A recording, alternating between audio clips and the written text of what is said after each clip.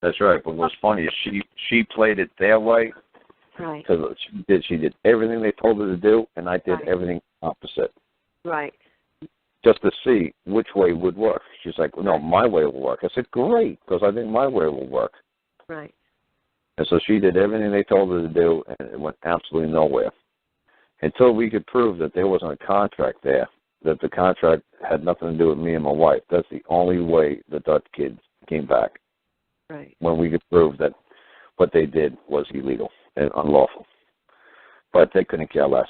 They couldn't care less if the woman does everything. If they were, it was great when I went to, it was in Birmingham, Alabama that happened, and it was great. And I actually went to family class or something like that. I don't remember what it's called. With the women with it, all that. It was like there's no men. It was all women. But I just went there anyway with the mother of my kids. It was funny. She was the only white woman in there.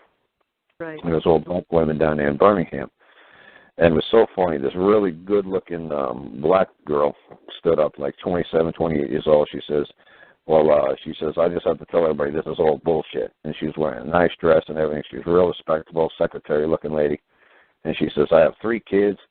And back in 1997, Bill Clinton passed a bill, and women are only allowed to have child support, welfare for 24 months. And after 24 months of the youngest child being born, the woman has to have a place of her own, and she has to be able to prove that she can afford the child, or the state takes the kid away. Right. So it's like I said. So what happened was, she starts talking. She said, "Well, they don't give you the 24 months; they give you 23 months." And on the 23rd month, on the first day, they come knocking on your Section 8 housing, and they say, "Ma'am, do you have a job yet? No. Do you have any money? No. Do you got a place for these kids next month? No." Then they will take her with kids away immediately. So she said to the whole, like 100 women in this class, she said that she went to college, she got an associate's degree, she's now does like medical coding, and she was making like $800 a week, and she got a 3-bedroom apartment for the current kids, and she did everything they told her to do, and she went to court and told the judge, I did everything you told me to do. I got a career. I got a job. I got a minivan. I got the apartment. I got everything.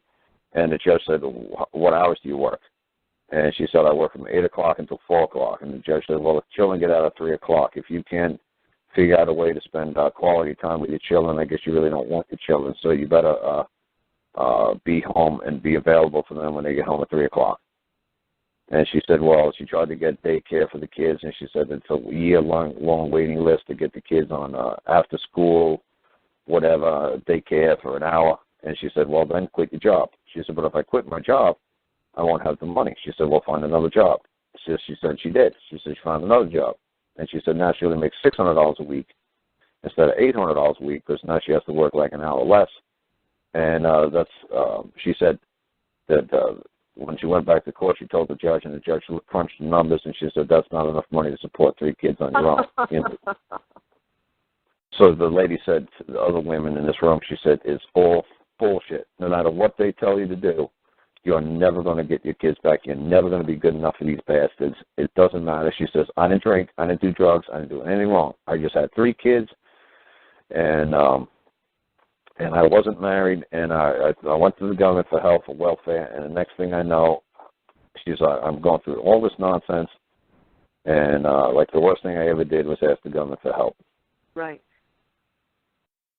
So it's great to hear that, like, this really good-looking, clean, respectful woman who wasn't a crackhead, didn't do anything bizarre, was like, wow, you know, like, you know what? She could have my kids. This lady's a good lady. You know, she asks me, hey, buddy, you know, yeah, I'm like, hell yeah, lady, not a problem. Right. And she showed the world, you know, she showed everyone in that room, man, they're up to something, man. And it ain't to help the women get back to their children. And it ain't about the man abusing the woman. It ain't none of that nonsense. These people are up to something. Right. And it ain't helping women and children get back together.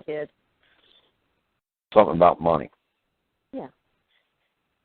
Yeah, and that's all. The office lost like something like 8 people quit or something from the DFACS office that my kids are involved with. Like, oh, Yeah, that's easy. We'll get rid of some of your caseload. Give back the kids that are really not in any kind of freaking danger at all, like mine, and who knows, probably 80 or 90% of the rest of them.